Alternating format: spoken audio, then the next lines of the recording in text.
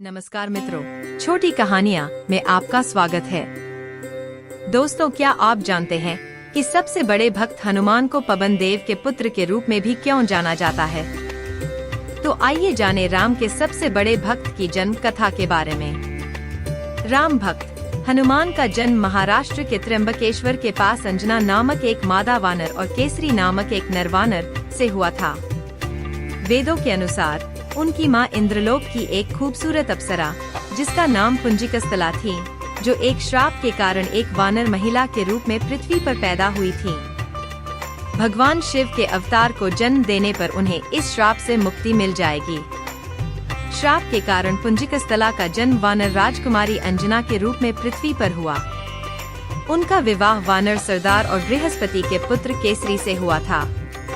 अंजना भगवान शिव की भक्त थी। वानर प्रमुख केसरी से विवाह के बाद वे दोनों सुखी वैवाहिक जीवन जी रहे थे, लेकिन उनका सुखी वैवाहिक जीवन ज्यादा दिन तक सुखमय नहीं रहा। वे दिन प्रतिदिन दुखी होते गए क्योंकि उनकी कोई संतान नहीं थी। तब माता अंजनी ने मतंग ऋषि की सलाह पर भगवान शिव की तपस्या करना शुरू कर दिया।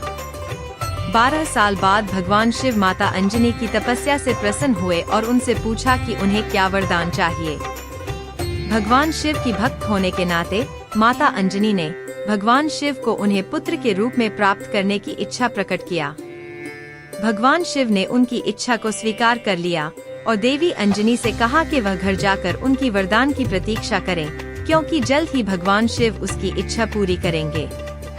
उसके बाद भगवान शिव ने पवन देव की मदद से वरदान के रूप में एक फल भेजा। देवी अंजना बहुत खुश थी और उन्होंने अपने पति केसरी के साथ वह फल खाया।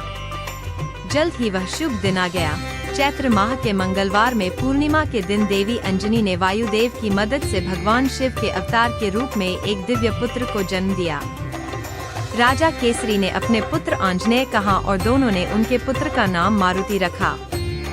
इसी कारण से हनुमान को पवन देव के पुत्र के रूप में भी जाना जाता है।